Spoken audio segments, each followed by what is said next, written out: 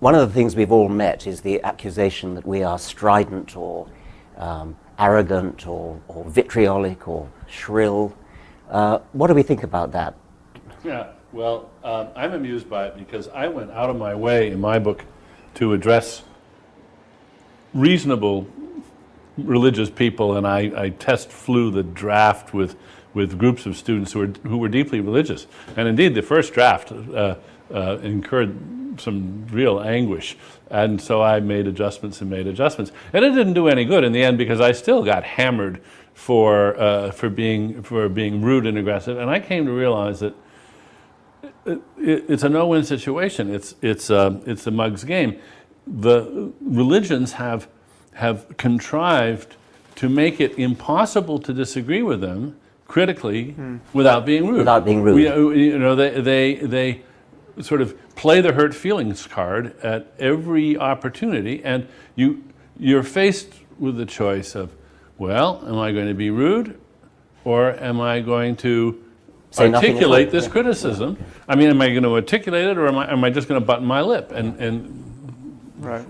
Well, that's what it is to trespass a taboo. I think we're all encountering the fact that religion is held off the table of rational criticism in some kind of formal way, even by, we're discovering, our fellow secularists and our fellow atheists. Just leave people to their own superstition, even if it's abject and causing harm, and don't look too closely at it. Now that was, of course, the point of the title of my book, is there is this spell and we got to break it. But if the charge of offensiveness in general is to be allowed in public discourse, then without self-pity, I think we should say that we too can be offended and insulted.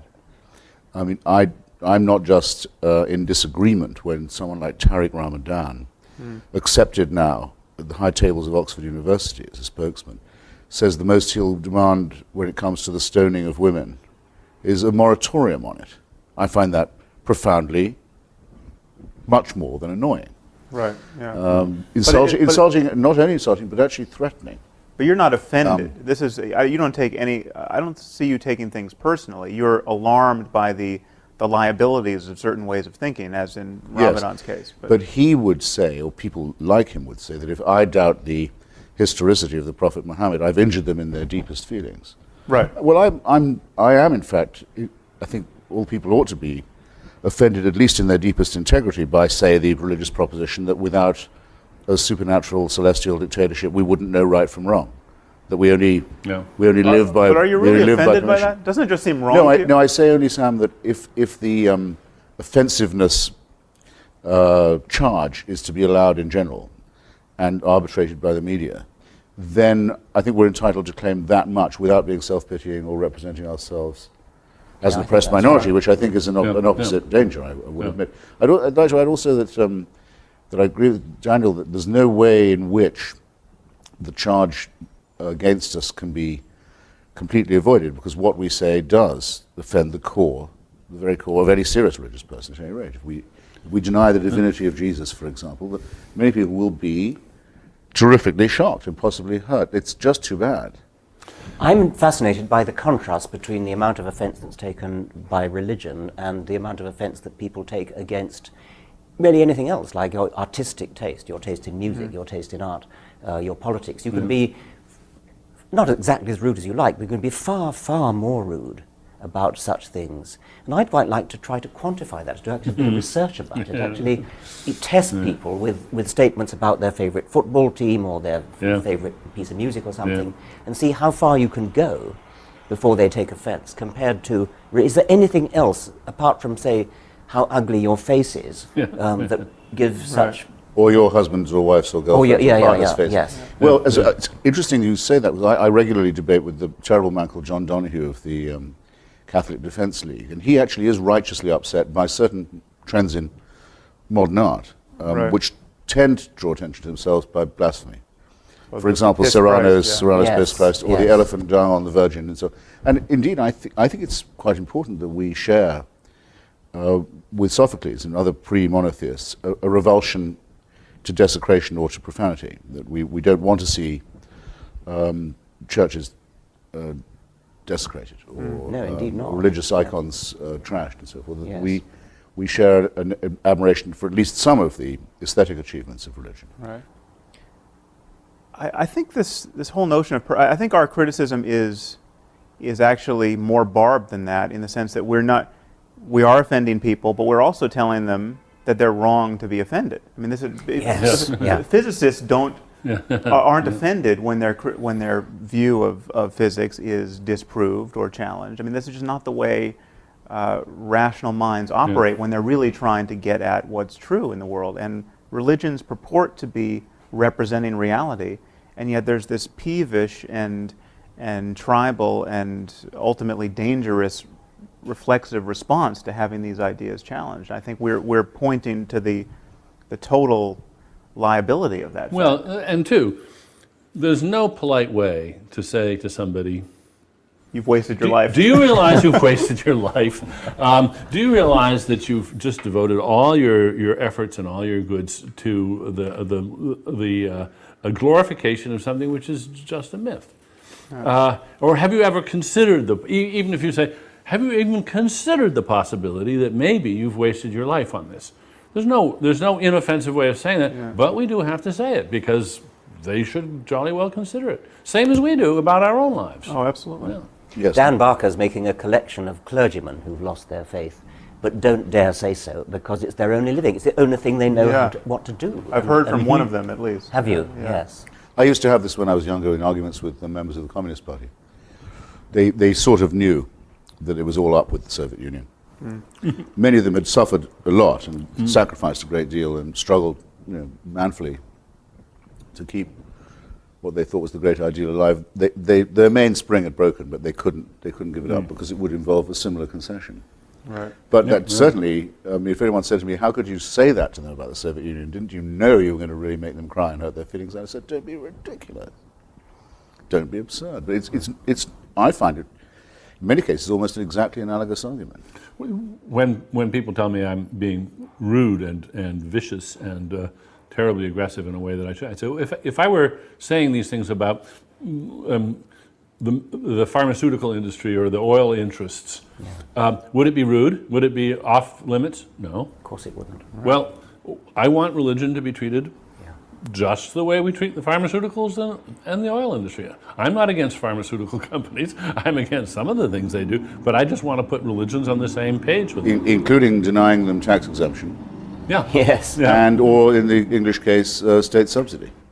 I'm curious how religion acquired this charmed status that it has compared to any of these other things. I mean, somehow we've all bought into it, whether we're religious or not, and that some historical process has led to this immunization of religion against, well, this hyper offense taking that religion is allowed to take. And what's particularly amusing to me, finally, at first it infuriated me, but now I'm amused, is they've managed to enlist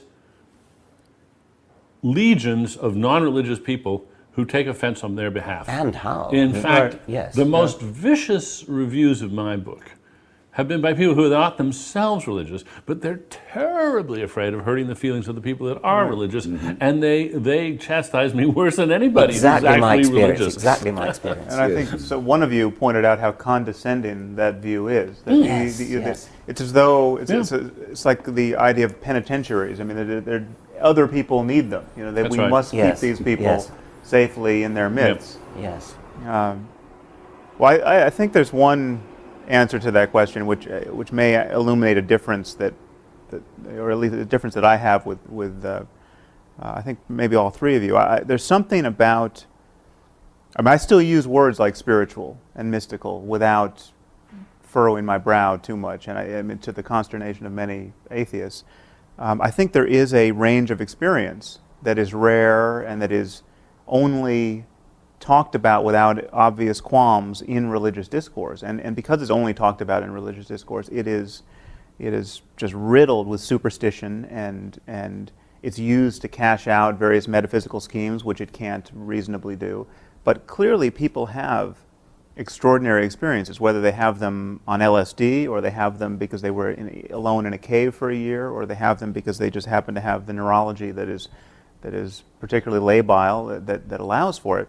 But people have self-transcending experiences, and people have the best day of their life where everything seemed, they seemed at one with nature. Sure. And for that, because religion seems to be the only game in town in talking about those experiences and dignifying them, that's one reason why I think it seems to be taboo to criticize it, because you're talking about the most important moments in people's lives and trashing them, at least from their view. Well, I don't have to agree with you, Sam, in order to say that it's a very good thing you're saying that sort of thing, because it shows that, as you say, religion is not the only game in town when it comes to being spiritual. It's like it's a good idea to have somebody from the political right who is an atheist, because otherwise there's a confusion of values which doesn't help us, and it's much better to have this diversity in other areas. I mean, I think I sort of do agree with you, but even if I didn't, I think it was valuable to have that. Right. If one could make one change, and only one, mine would be to distinguish the numinous from the supernatural. Yes. Right. You had a marvelous quotation from Francis Collins, the genome pioneer, who said, while mountaineering one day, he was just overcome by the landscape, and then went down on his knees and accepted Jesus Christ. A complete non sequitur. It's never even been suggested that Jesus Christ created that landscape. Right. A frozen waterfall in three streams. Three parts. Which put him in the mind of the Trinity. Well, yeah, absolutely. We're all triune in one way or another. We're programmed for that. That's very clear. It wouldn't ever have been a four-headed God. Right. You know that from experience.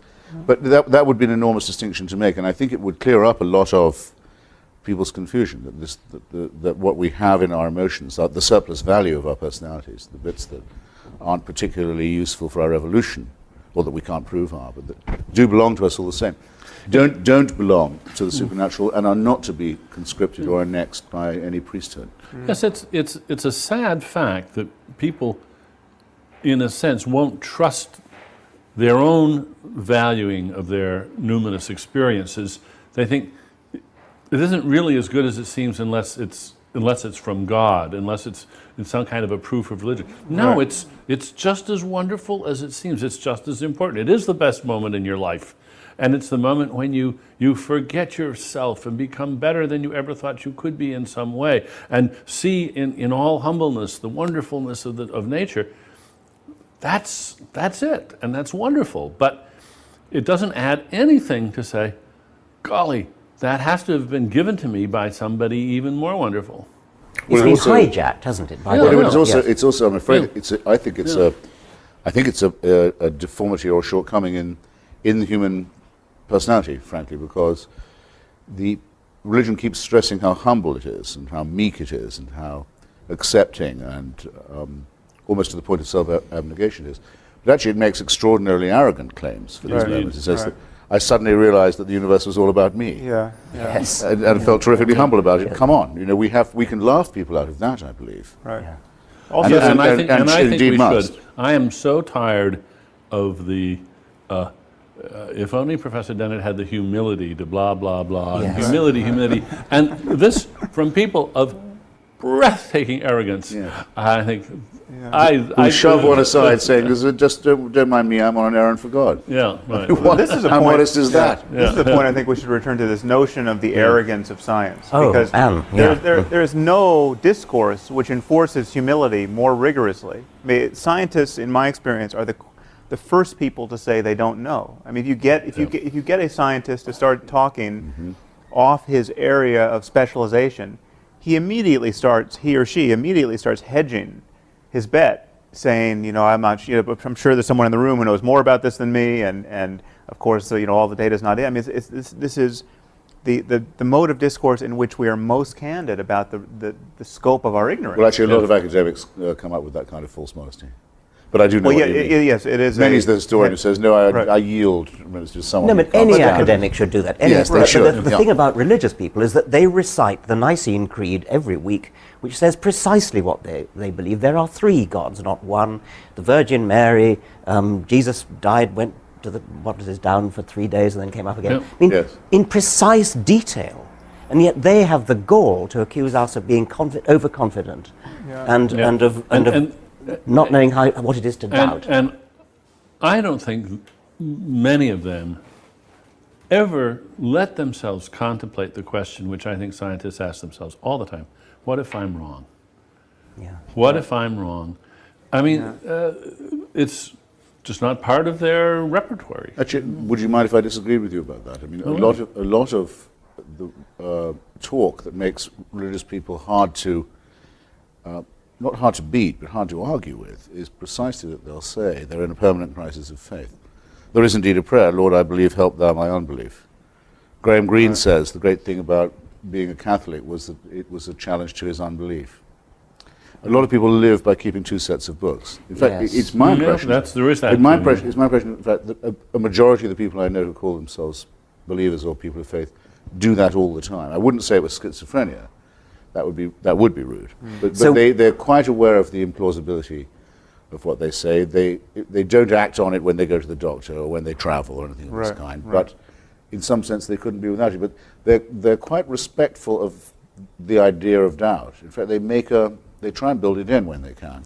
Well, that's interesting then. And so when they are reciting the creed with its total sort of apparent conviction, is this a kind of mantra which is forcing themselves to overcome doubt by saying, yes, I do believe, I do believe, I do believe, because really I don't. And of course, like the others, like their secular counterparts, they're glad other people believe it. It's an affirmation they wouldn't want other people not to be making. Well, also there's this curious bootstrapping move, which I tried to point out in this recent On Faith piece.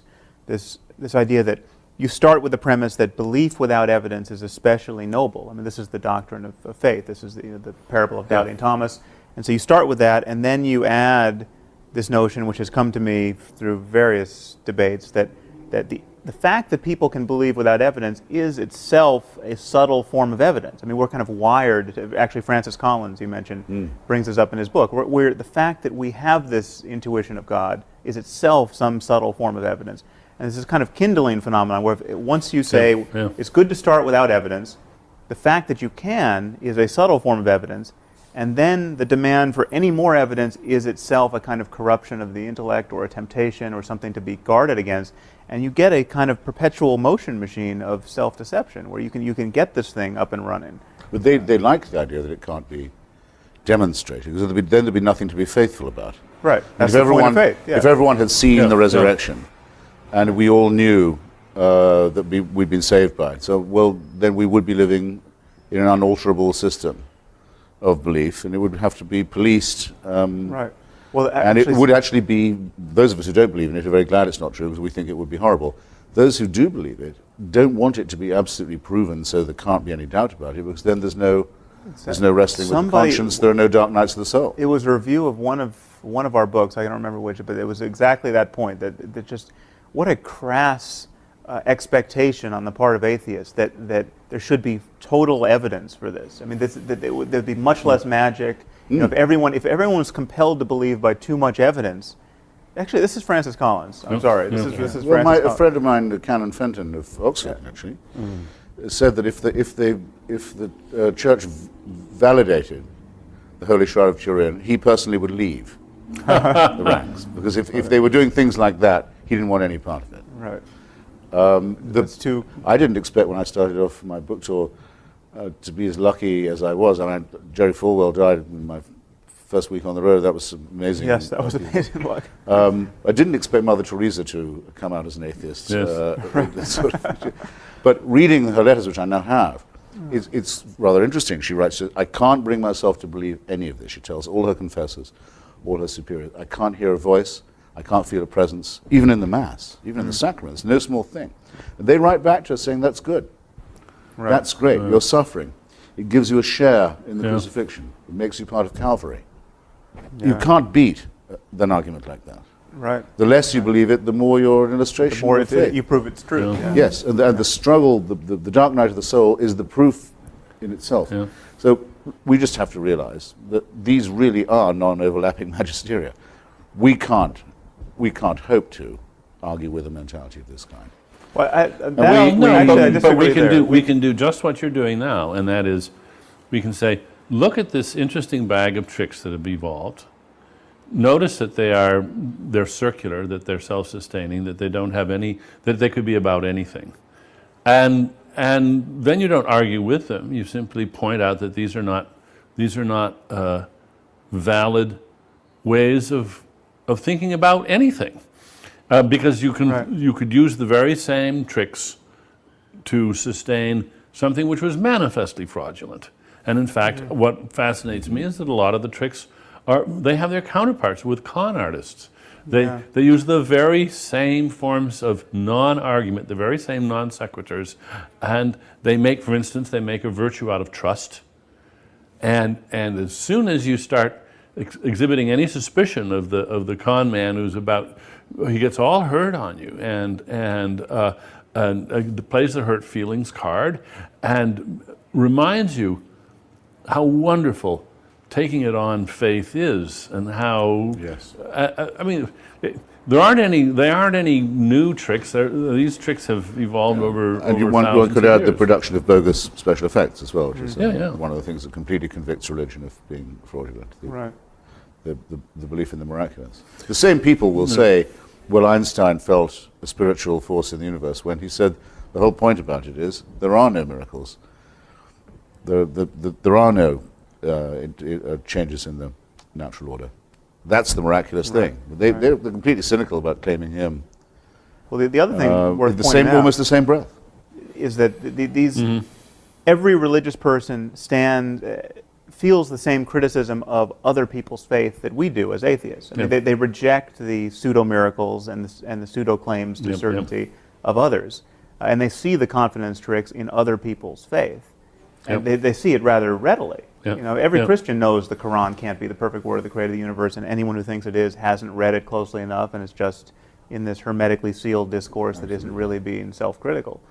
And I think we're on very strong. We make a very strong case when we point that out, and point out also that whatever people are experiencing in church or in prayer, no matter how positive, the fact that Buddhists and Hindus and Muslims and Christians are all experiencing it proves that it can't be a matter of the divinity of Jesus or the unique sanctity of the Quran, or because there's 17 different ways of getting there. Yeah. By the way, on that, a tiny point. It's not. I hope not a digression.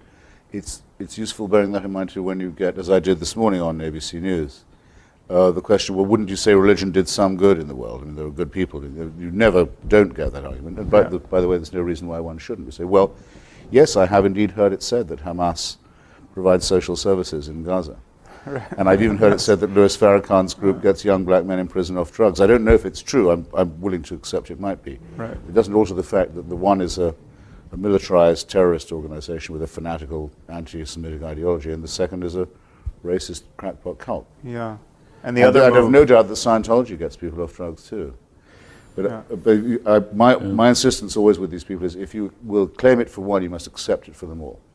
And the other move you can make there, because if you don't, it's flat out dishonest. You can invent an ideology which, by your mere invention in that moment, is obviously untrue, which would be quite useful if propagated to billions. I mean, That's right. You could say, this is my new religion. Teach people to demand that your children study science and math and economics and all of our terrestrial disciplines to the best of their abilities.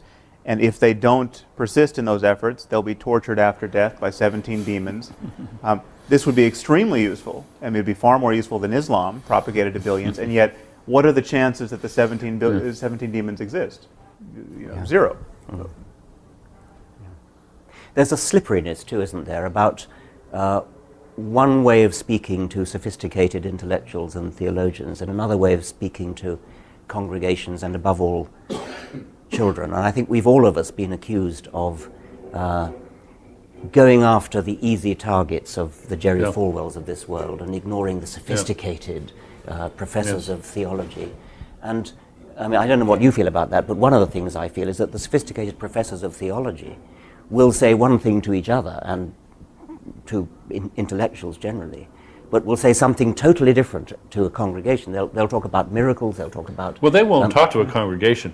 Well, archbishops will. Yes, but when the sophisticated theologians try to talk to the preachers won't have any of it. Well, that's true. I mean, you got to realize that sophisticated theology is like stamp collecting. It's a very specialized thing, and only a few people do it. And a negligible influence. They take in their own laundry, and they get all excited about some very arcane details, and their own religions pay almost no attention to what they're saying. A little bit of it does, of course, filter in, but it always gets beefed up again for general consumption, because what they say in their writings, at least from my experience, is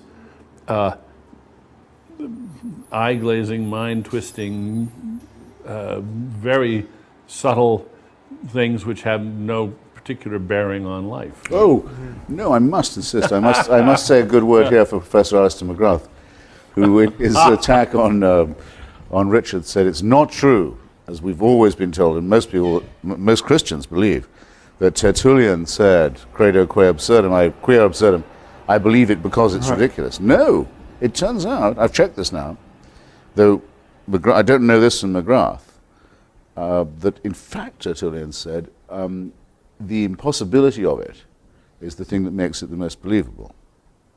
That's a well distinction, I think. And very useful for training one's mind. As opposed to absurdity? Very useful for training one's mind in the fine points. It's the likelihood, in other words, that it could have been made up, Right.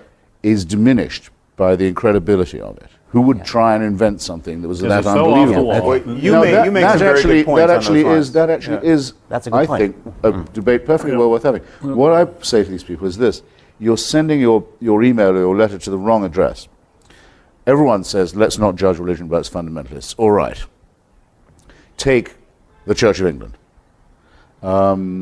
Two of whose senior leaders recently said that the floods in North Yorkshire were the result of homosexual behaviour.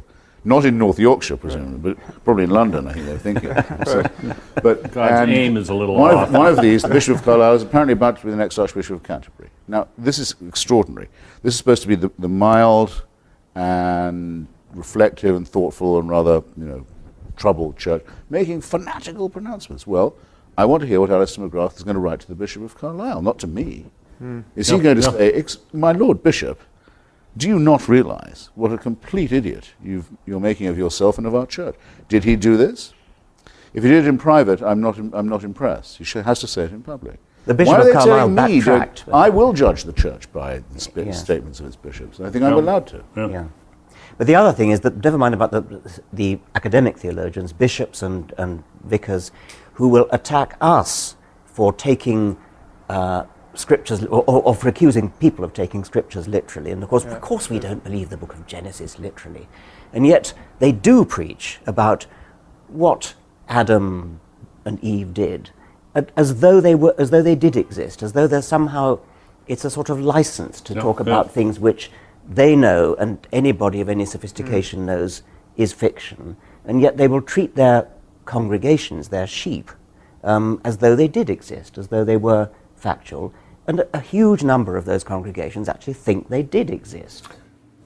Can you imagine any one of these preachers saying, as such a topic is introduced, this is a sort of theoretical fiction.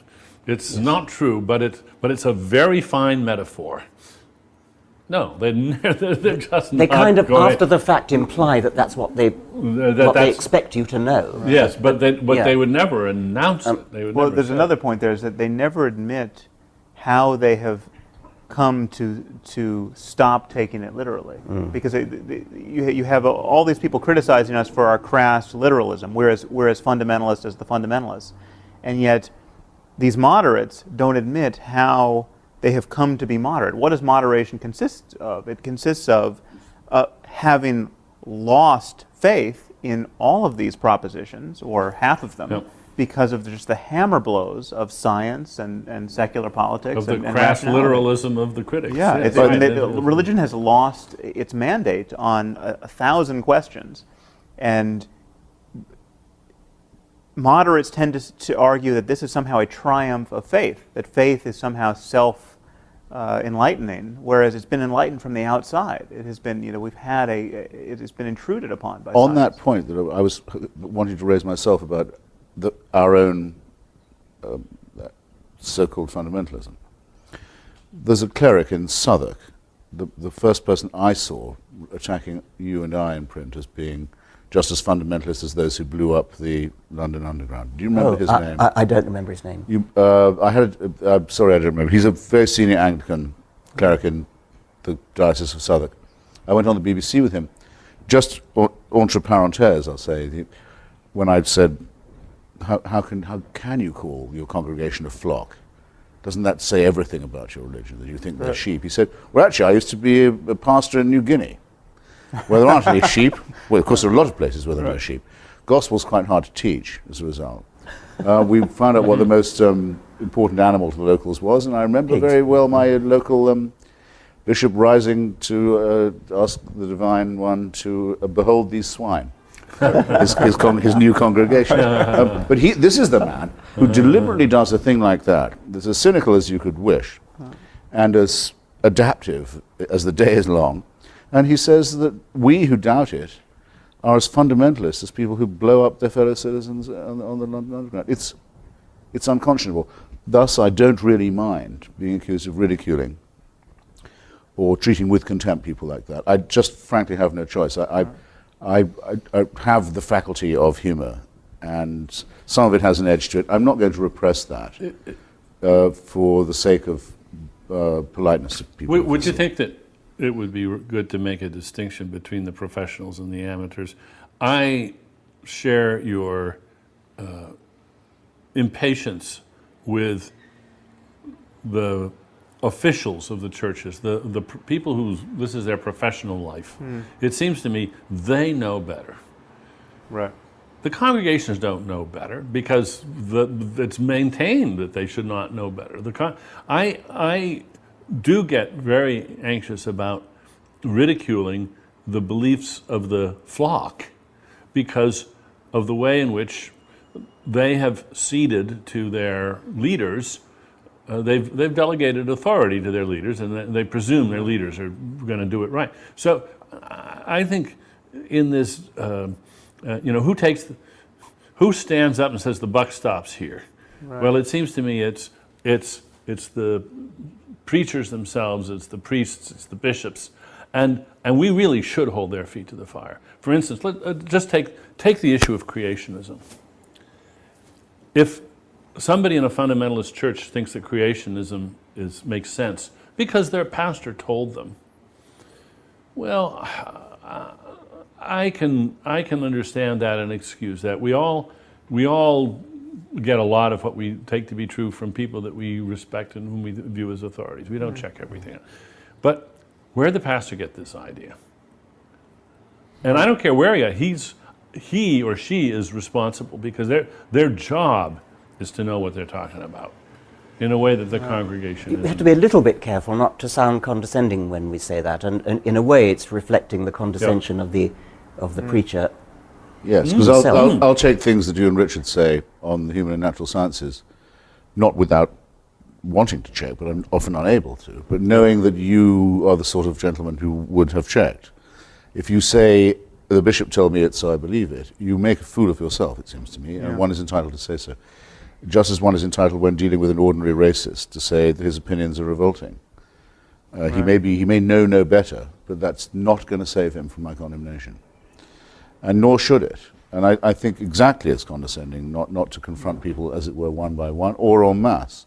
So public opinion is often wrong. Mob opinion is almost always wrong. Let's linger Religious on this opinion issue is of wrong. authority. Religious opinion is wrong by definition. We can't avoid this conflict. And I wanted to intrude the name H.L. Mencken at this point. Mm-hmm.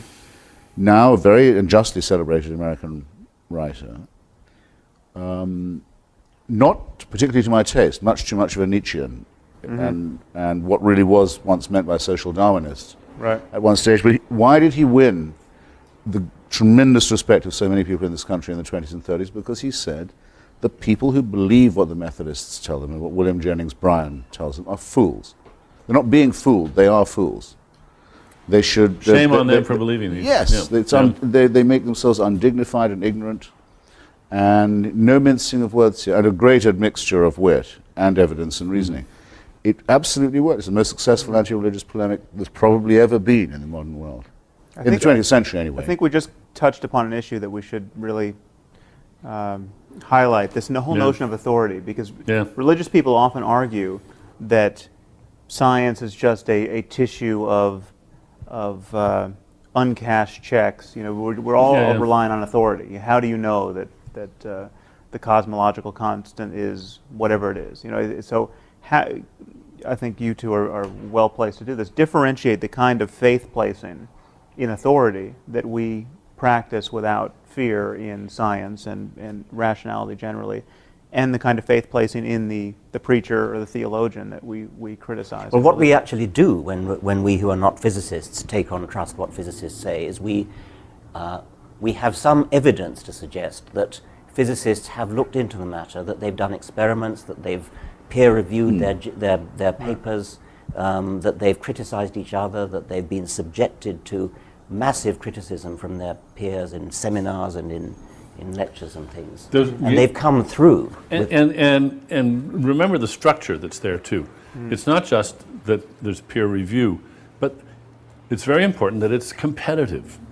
For instance, when Fermat's last theorem was proved by Andrew Wiles. Andrew Wiles.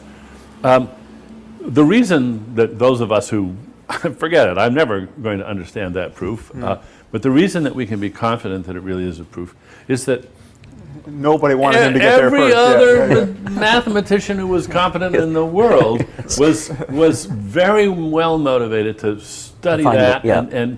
and believe me, if they begrudge him that this is a proof, it's a proof. Yes. Yeah. And there's nothing like that nothing like that. No, because in when The religion. antithesis of No, that. no religious person has ever been able to say what Einstein said. If I'm right, the following solar event will occur off the west coast of Africa in, I forget how many years and months from now, and it did, within a very tiny degree of variation. There's never been a prophecy that's been vindicated like that, or anyone willing Yep. to place their reputation and their, as it were, their life on the idea that it would be. I was once asked at a public meeting, don't you think that the mysteriousness of quantum theory is just the same as the mysteriousness of the Trinity or the transubstantiation? And the answer, of course, can be answered in two quotes from Richard Feynman.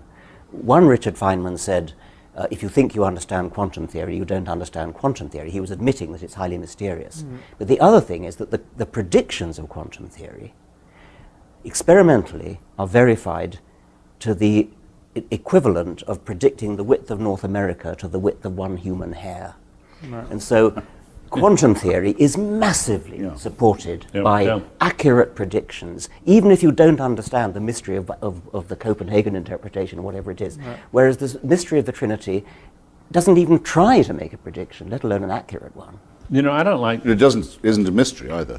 I don't like the use of the word mystery here. Yes. I think there's been a lot of consciousness raising in philosophy about this term, where we have so-called Mysterians, the new Mysterians. These are people who like the term mystery. Noam Chomsky is famously quoted to say, "There's two kinds of questions: there's puzzles and mysteries. Puzzles are soluble, mysteries aren't." And first of all, I just don't buy that, but I buy the distinction and say there's nothing about mystery in science. There's puzzles, there's deep puzzles, there's things we don't know, there's things we'll never know, but they aren't systematically incomprehensible to human beings. The glorification of the idea that these things are systematically incomprehensible is, I think, has no place in science. Which is why I think we should be quite happy to revive traditional terms in our discourse, such as obscurantism and obfuscation, is what they really are. And to point out that these things can make intelligent people act stupidly. John Cornwell, who's just written another attack on yourself, Richard, and who is an old friend of mine, a very brilliant guy, wrote one of the best studies of the Catholic Church and fascism that has been published. He's in his review of you, he says, Professor Dawkins should just look at the shelves of books there are on the Trinity. The library is full of attempts to solve this problem before he's so... But none of the books in those religious libraries solve it either. Yeah. No. The whole point is that it remains insoluble and is used to keep people feeling baffled and inferior. But I want to come back to the thing about mystery in physics, because isn't it possible that our evolved brains, because we evolved in what I call middle world, where we never have to cope with either the very small or the cosmologically very large, we may never actually have an intuitive feel for what's going on in quantum mechanics, but we can still test its predictions. We can still actually do the mathematics and do the physics to actually test the predictions, because anybody can read the dials on a... Right. I think what we can see is that what scientists have constructed over the centuries is a series of tools, mind tools, thinking tools, mathematical tools, and so forth, which enable us to some degree to overcome the limitations of our evolved brains, our Stone Age, if you like, brains. And overcoming those limitations is not always direct. Sometimes you have to give up something. Yes, you'll just never be able to, as you say, to be able to think intuitively about this. But you can know that even though you can't think intuitively about it, there's this laborious process by which you can make progress, and you do have to cede a certain authority to the process, but you can test that, and it can carry you from A to B.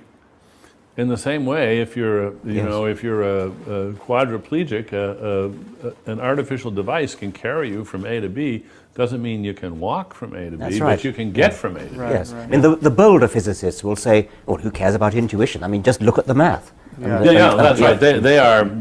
They are comfortable with with living with their prostheses. Well, the perfect example of that is just dimensions beyond 3, because we can't visualize a fourth dimension or a fifth, but it's trivial to represent it mathematically. And so we can move into other domains. And now we teach our undergraduates how to manipulate n-dimensional spaces and to think about vectors in n-dimensional spaces.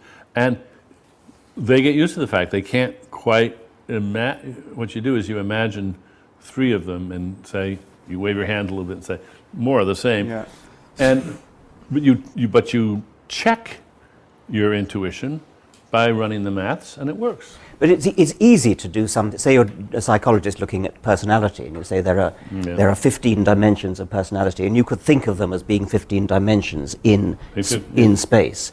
And anybody can see that you can imagine moving along any one of those dimensions with respect to the others, and you don't actually have to visualize 15-dimensional space. No, and you give up that demand, and you realize, I can live without that. It would be nice if I could do that, but hey, I can't see bacteria with the naked eye either. I can live without that. But I think there's one. I was challenged on the radio the other day by someone who appeared to be fairly qualified. No, said that I believed in atoms on no evidence because I'd never seen one.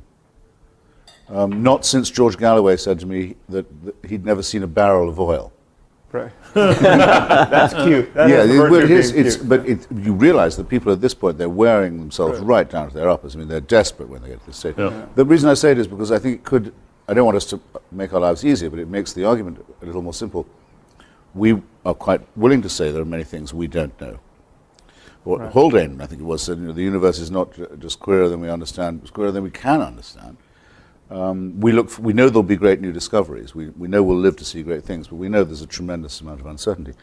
That's the whole distinction. The believer has to say not just that there is a God, the deist position, that there may be a mind at work in the universe, a proposition we can't disprove, but they know that mind and can interpret it. They're on good terms with it.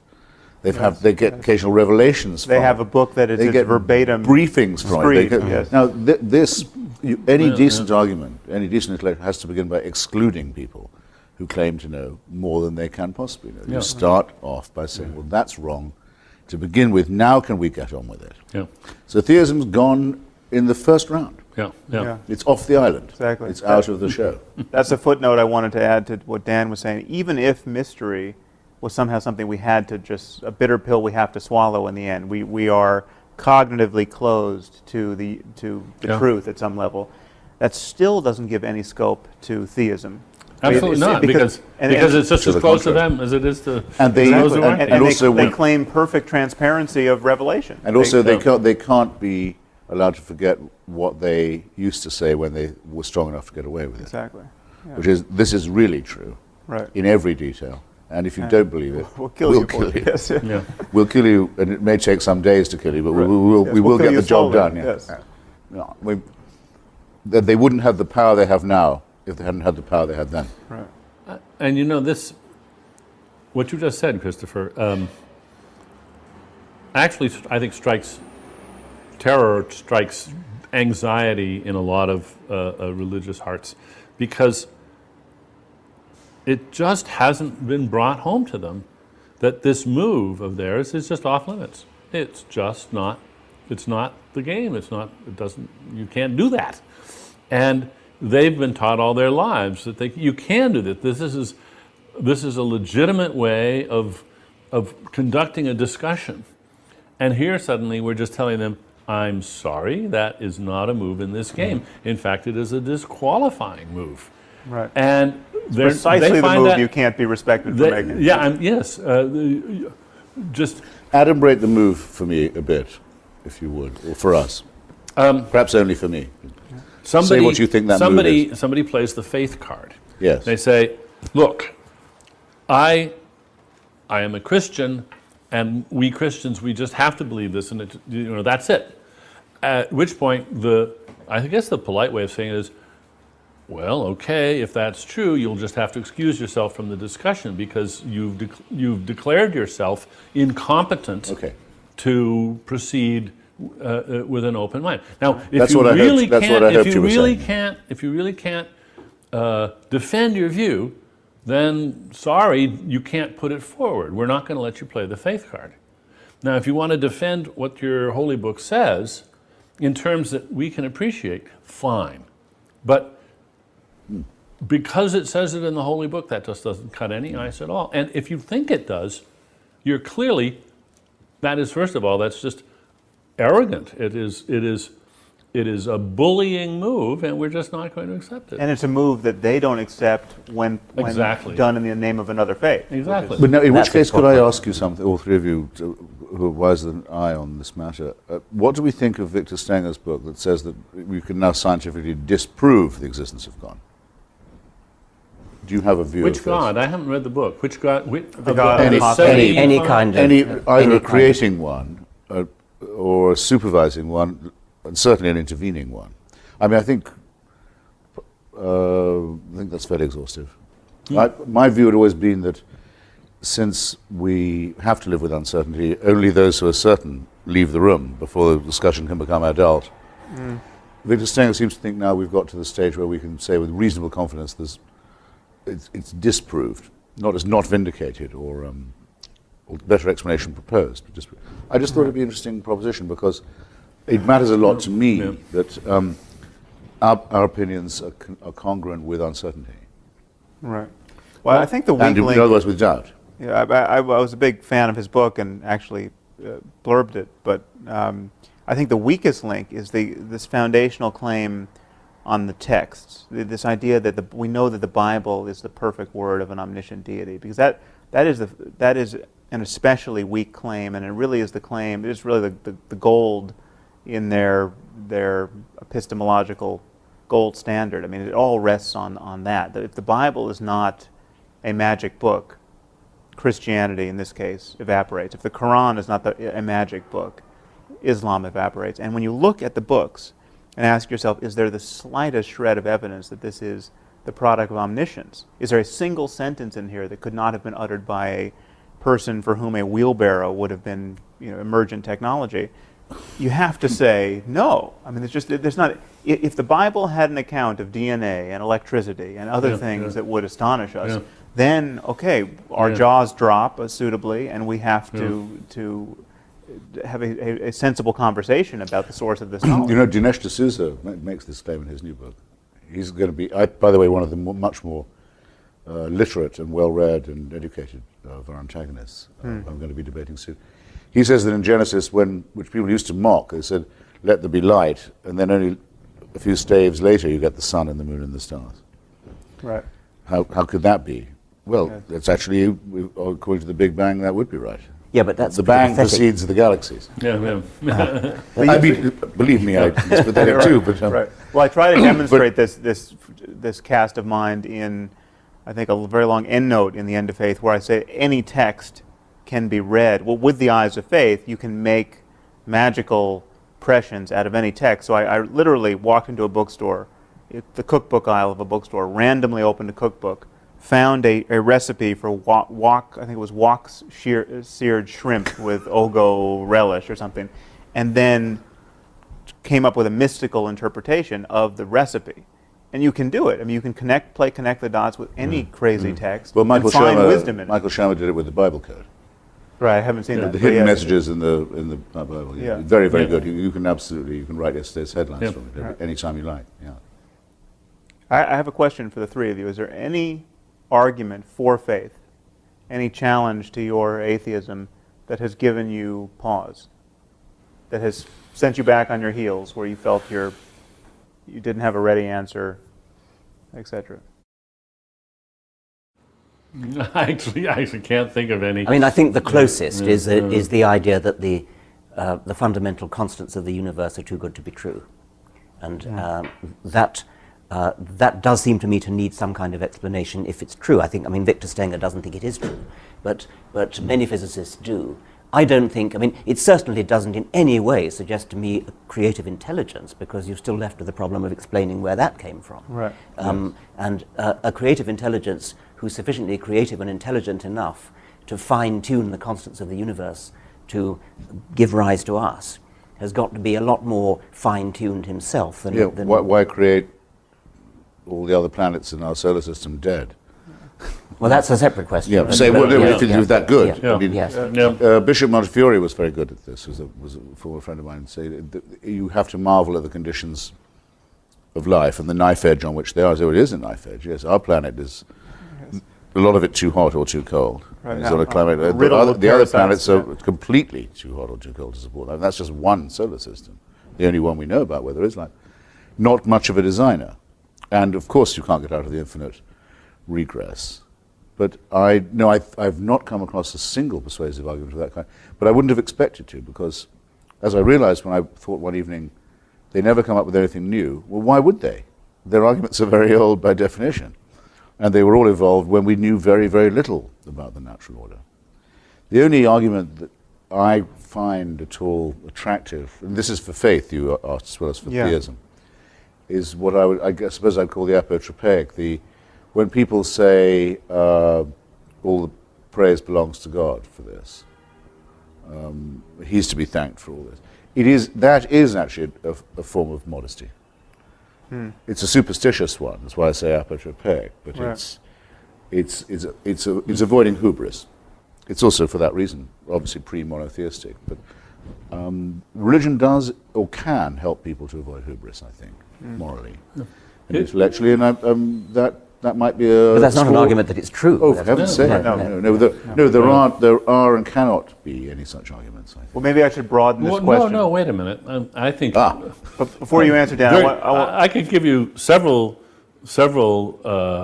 discoveries which would shake my faith right to the ground. But let me just broaden the question. Yeah. Not only Rabbits in the Precambrian.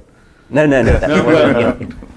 not only an argument for the plausibility of religious belief, but an argument that suggests that what we're up to, criticizing faith, is a bad thing. Oh, that's much easier. We shouldn't be doing. So Yeah. let's That's- exclude that. Yes, by all means. Yeah. Yes. Yeah. We shouldn't be doing what we're doing. That's much easier. Okay. It's easier to think of a good Oh, reason. I mean, somebody could come up with an argument that says that the world is a better place, and Oh, everybody that, yeah. believes a falsehood. Is there any context, though, in your work or in dialogue with your critics where you feel that argument has given you pause? Oh yes.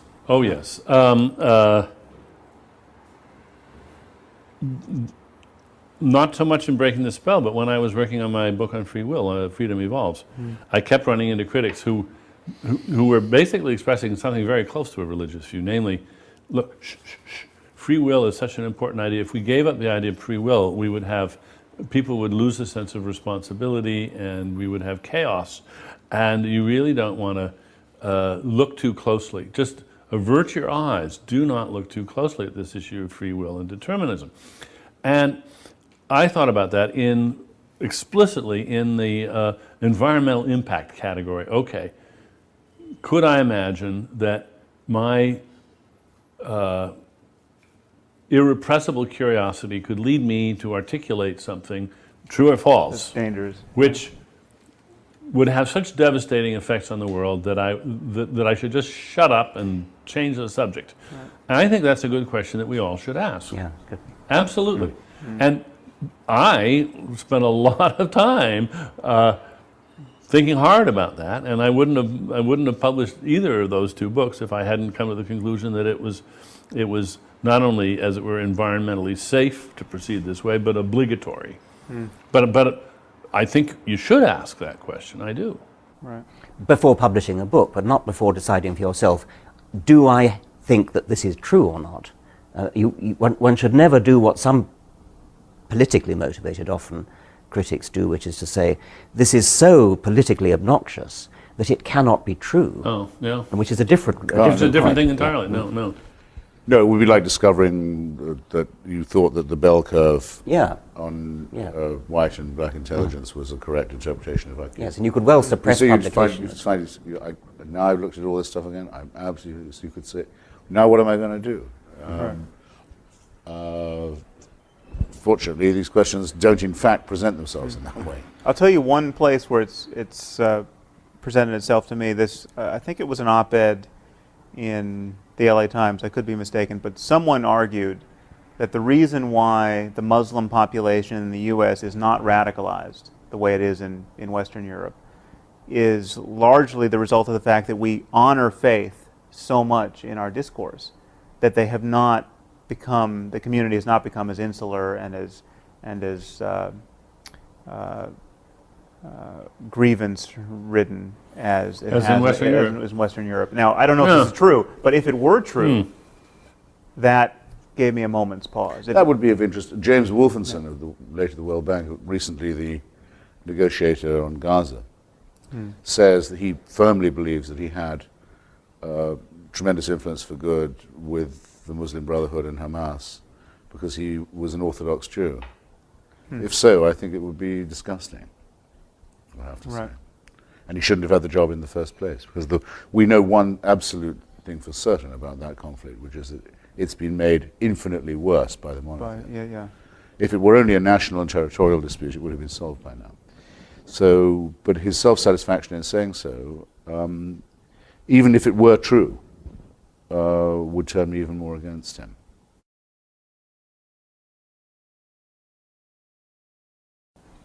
There are two issues converge here. One is the question, what do we want to accomplish? What do we reasonably think we can accomplish? And then this article of faith that I think circulates, unfortunately, among people of our viewpoint, that you can't argue anyone out of their beliefs. I mean, well, is this a completely fatuous exercise, or can we actually win a war of ideas with people? And I think, certainly judging from my email, we can. I mean, I'm constantly getting email from people who have lost their faith and in effect been argued out of it. And the straw that broke that camel's back was either one of our books or some other process of reasoning or incompatibility of what they knew to be true and what they were told by their faith, that I think we have to just highlight the fact that it's possible for people to be shown the contradictions and internal to their faith, or the contradiction between their faith and what we've come to know to be true about the universe, and they just, the process can take minutes or months or years, but they have to renounce their superstition in the face of what they now know to be true. I was having an argument with a very sophisticated biologist who's a brilliant expositor of evolution, and he still believes in God. And I said, how can you, what's this all about? And he said, I accept all your rational arguments, however, it's faith. And then he said this very significant phrase to me, there's a reason that it's called faith. He said it very decisively, very almost aggressively. There's a reason that it's called faith, and that was to him the absolute knockdown clincher. You can't argue with it because it's faith.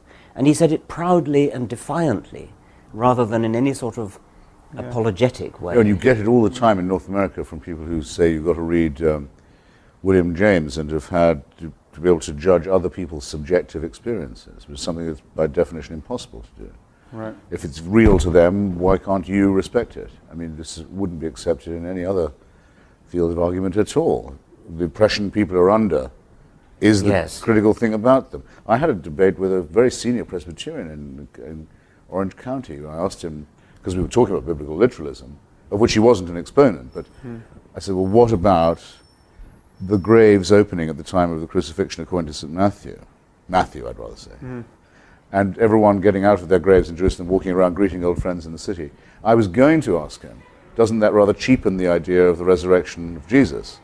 But he mistook my purpose. He wanted to know if I believed that had happened. That was what he thought. Right. And he said that as a historian, which he also was, he was inclined to doubt it. Right. But that as a Presbyterian minister, he thought it was true. I thought, well, all right then. How many personalities do we have? I'm seriously, for me, it was enough that I got him to say that. Right. I said, in that case, I rest my case, in fact. I don't want to say any more to you now. You've said all I could say. Yeah, yeah. Well, there's one other chip I'd like to put on the table here. There's this phenomenon of someone like Francis Collins, or the biologist you just mentioned, someone who obviously has enough of the facts on board, enough of a scientific education to know better, and still does not know better, or professes not to know better. And I think we have a cultural problem where, and this was actually brought home to me at one talk I gave. A physics professor came up to me at the end of the talk and told me that he had brought one of his graduate students who was a devout Christian and who was quite shaken by my talk, and all I got from of this report was that this was the first time his faith had ever really been explicitly challenged. And so there's something about that. It's true to say that you can go through the curriculum of becoming a scientist and never have your faith explicitly challenged because it's taboo to do so. And now we have engineers who can build nuclear bombs in the Muslim world who still think it's plausible metaphysics that you can get to paradise and get 72 virgins. And we have people like Francis Collins who think that on Sunday you can kneel down in the dewy grass and give yourself to Jesus because you're in the presence of a frozen waterfall, and on Monday you can be a physical geneticist. Well, according to our friend, the great Pervez Hudboy, the great Pakistani physicist, there are people who think you can use the jinns, the devils, and harness their power for the reactor. It's almost tempting to fund such a project.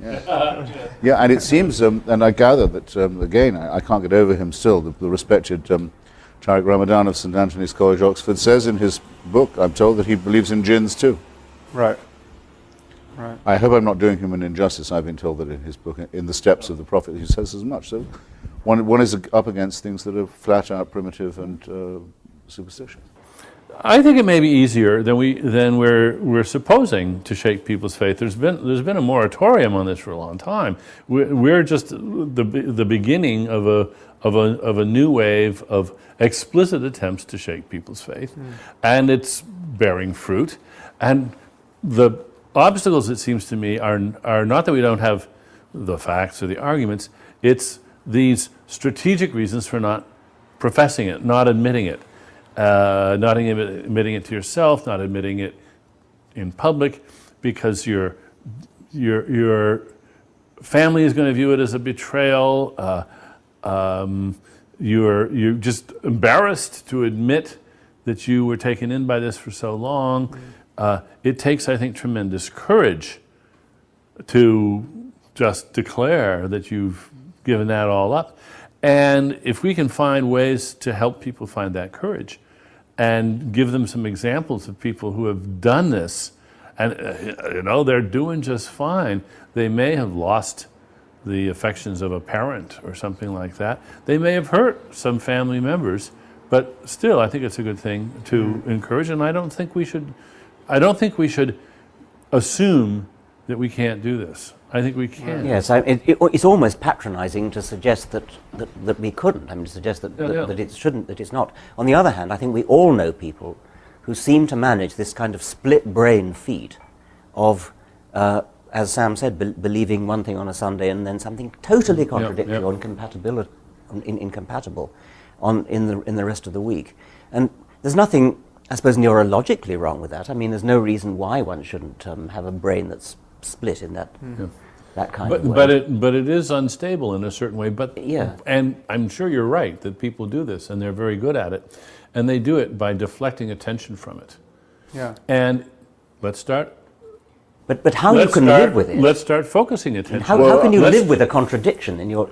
By forgetting that you're doing this and by not attending to it. I think what I would love to do is to invent a memorable catchphrase or term that would rise unbidden in their minds when they caught themselves doing it. Mm-hmm. And then they would think, oh, this is one of those cosmic shifts that Dennet and Dawkins and Harris and Hitchens are talking about. Oh, right, and they think this is somehow illicit. Just to create a little more awareness in them of what a strange thing it is that they're doing. Yeah. I'm afraid to say that I think that cognitive dissonance is probably necessary for everyday survival. Everyone does it a bit. You mean tolerating cognitive dissonance? No, practicing. Actually practicing it. Practicing, because, I mean, I don't know, take the case of someone who's a member of MoveOn.org. They think the United States government is a brutal, militaristic, imperial regime that crushes the poor and invades other people's countries. But they pay their taxes. It's very, very rare that they don't. They send their children to school. They do their stuff. You know, they don't act all the time as if 10% of what they believe is true. Right. Partly because it would be impossible. Say with people in the 50s who, members of the John Birch Society, who thought President Eisenhower was a communist. Okay, you get up in the morning, you believe that. The White House is run by the Kremlin, but then you have to go and get the groceries. Right. And do all that stuff. Why aren't you You still have to go and do it. Too many commitments, But you absolutely wouldn't be challengeable in your belief. It would be very, very important to you, but there would be no way in your life, your real life, of vindicating or practicing the opinion that you have. And I'm sure that the same is true of people who say, well, I shouldn't really prefer one child to another or one parent to another, but I do. I'm just not going to act as if I do. Right. All kinds of things of this kind. But what do you think as educators? Or Senator Craig saying he's not gay. I'm thinking in his own mind he's absolutely sure he's not. Right, yeah. But he can't manage his life by saying he is, or that he isn't. Yeah. So a question I wanted to ask was this. We should ask ourselves what our real objective is. Yeah. Do we in fact wish to see a world without faith? I think I would have to say that I don't. I don't either expect to or wish to see that. What do you mean by faith? I don't think it's possible because it replicates so fast, faith, as often as it's cut down or superseded or discredited. It replicates, it seems to me, extraordinarily fast, I think for Freudian reasons, principally to do with the fear of extinction. So you mean faith in supernatural paradigms? Wish. But why would you not wish it? Wish thinking. And then the other thing is, would I want this argument to come to an end? With all having conceded that Hitchens really won that round. Now nobody in the world believes in God. Now, apart from being unable to picture this, but I'm not completely certain that it's what I want. I think it is rather to be considered as sort of the foundation of all arguments about epistemology, philosophy, biology, and so on. That it's the thing you have to always to be arguing against. The other explanation. It's an extraordinary thing. I don't understand what you're. I mean, I understand you're saying that it'll never work. But I don't understand why you wouldn't wish it. Because I think, as a bit like the argument of between, Huxley and Darwin. Huxley and Wilberforce, or Darrow and William Jennings Bryan. I want it to go on. Because it's interesting. I want our side to get more refined and theirs to be ever more exposed. But I can't see it with one hand clapping. You don't want it to go on with the jihadists. I mean, there's a certain face of this. No, but I don't have a difference of opinion with the jihadists. Well, you do in terms of the legitimacy of their project. No, not really. No, there's nothing to argue about with that.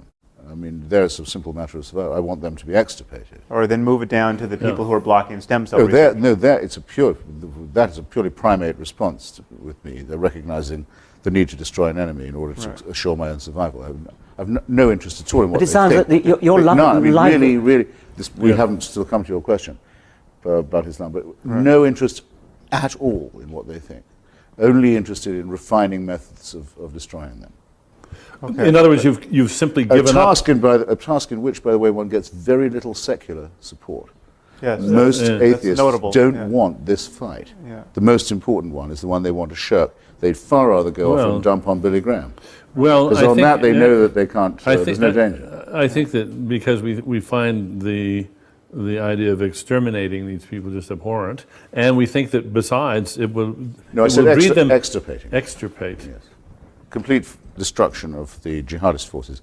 Extermination, I think, has to be applied more as a species or to... No, but Christopher, Well, going yes. back to your thing about, it sounds as though you like argument, you like having, it's almost the theatre It's the of having an process, intellectual argument which would be lost. Well, I would rather say the dialectic, actually, Richard. In other words, one learns from arguing with other people. Yes. And I think all of us around this table have probably enhanced or improved our own capacities as reasoners.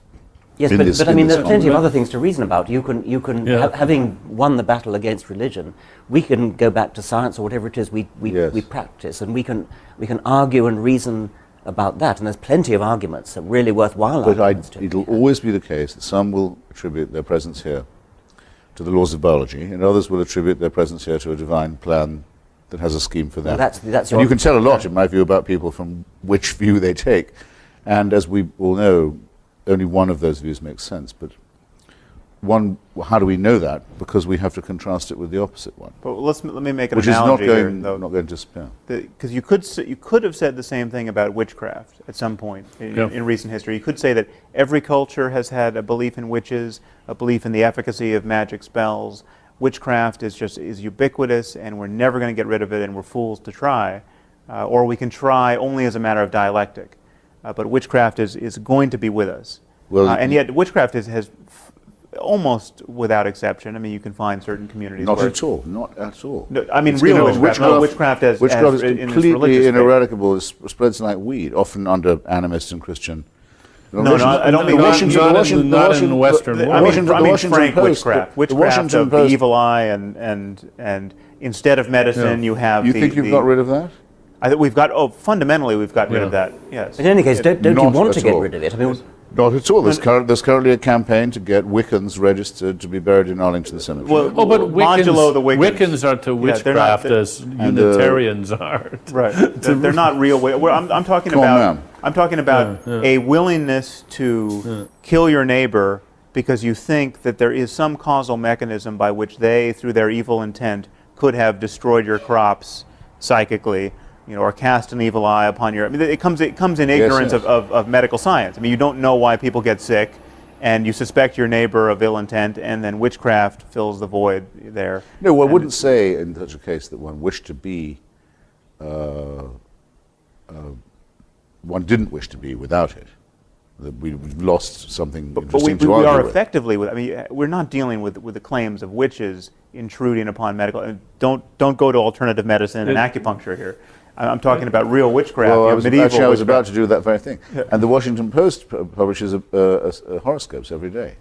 Astrology is yet another matter. But you think- astrology is a Let's take a milder. pale. Astrology is not going to be eradicated. Believe Okay, me. well, but it People are not going doesn't to stop need to be reading eradicated. horoscopes. no, but you're confusing whether it's going to be eradicated and whether you want it to be eradicated. And it sounds as though you don't want it to be eradicated because you want something to argue against and something to sharpen Yes, your I wits up. think that is in fact what I. But in fact, instead of thinking about eradication, why not think about it the way an evolutionary epidemiologist would and say, what we want to do is we want to encourage the evolution of a virulence. We want to get rid of the harmful kinds. And I mean, I don't care about astrology. I don't think it's harmful enough. I mean, it was a little scary when Reagan was reportedly using astrology to make decisions. But that, I hope, anomalous case aside, I find the superstition that astrology is important to be relatively harmless. If we could only do the same thing, if we could only relegate the other enthusiasms to the status of Right. astrology, I'd be happy. Right. Well, look, you don't accept my, or you don't like my answer, but I think the question is going to be asked of us. It was asked of me today, actually, again on the TV. It said, do you wish no one was going to church this morning in the United States? Right. What's your answer? Well, I've given mine. No, I- Richard's no, I- disagreed. But the answer I gave this morning was, I think people would be much better off without false consolation, and I don't want them trying to inflict their beliefs on me. They'd be doing themselves and me a favor if they gave it up. So perhaps in that sense I contradict myself. I mean, I wish they would stop it, but then I would be left with no one to argue with. And, But you have and many I other don't think that, subjects. and I certainly didn't say that I thought if they'd only listened to me they would stop going. Okay, so there are two questions here. So that was my very experimental answer. But I'd love to hear, would you like to say that you look forward to a world when no one had any faith in Yeah, I want to answer this. Whether it's astrology or religion or anything else, I want to live in a world where people think skeptically for themselves, look at evidence, not because astrology is harmful, I guess it probably isn't harmful, but if you go through the world thinking that it's okay to just believe things because you believe them without evidence, then you're missing so much. And it's such a wonderful experience to live in the world and understand why you're living in the world and understand what makes it work, understand about the real stars, understand about astronomy, that it's an impoverishing thing to be reduced to the pettiness of astrology. And I think you can say the same of religion. The universe is a grand, beautiful, wonderful place. And it's petty and parochial and cheapening to believe in jinns and supernatural creators and supernatural interferers. I think you could make an aesthetic case that we want to get rid of it. Fine. I could not possibly agree with you more. But let's talk about priorities. Okay. If we could just get rid of some of the most pernicious and noxious excesses, what would be the triumphs you would go for first? What would really thrill you as an objective reached? Let's look at Islam, and let's look at Islam as realistically as we can.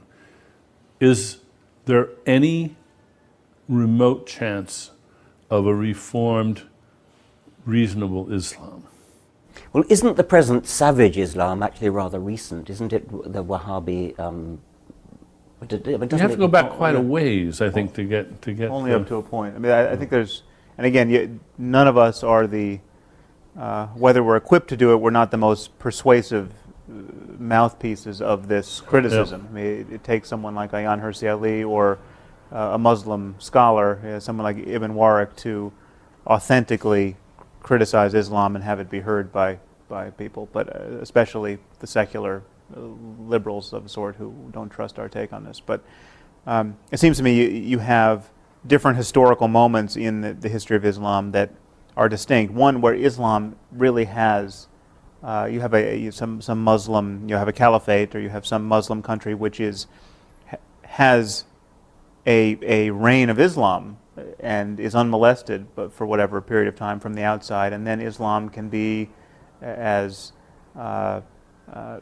totalitarian and happy with itself as possible, and you don't see the inherent conflict and the inherent liability of its creed.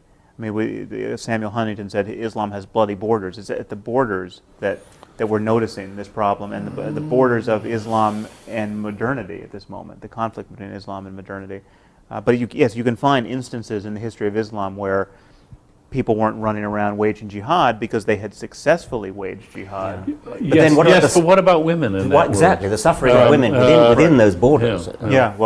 Even in the best of times. But there's also there's obviously some kind of syncretism, and we know quite a lot now. There have been some wonderful books, Maria Menacal's book on Andalusia, for example, on periods where Islamic civilization was relatively at peace with its neighbors and and doing a lot of work of its own on matters that were not jihadist. And I saw myself during the wars in post-Yugoslavia that the Bosnian Muslims behaved far better than the Christians, either Catholic or Orthodox, and were the victims of religious massacre and not the perpetrators of them, and were the ones who believed the most in multiculturalism.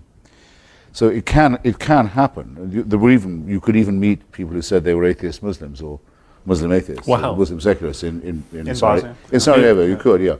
Which is a technical impossibility. But the problem is this: whether we think, as I certainly very firmly do believe, that totalitarianism is innate in all religion, because it has to want an absolute, unchallengeable, eternal authority. In all religion. Must be so. The creator whose will can't, our comments on his will are unimportant.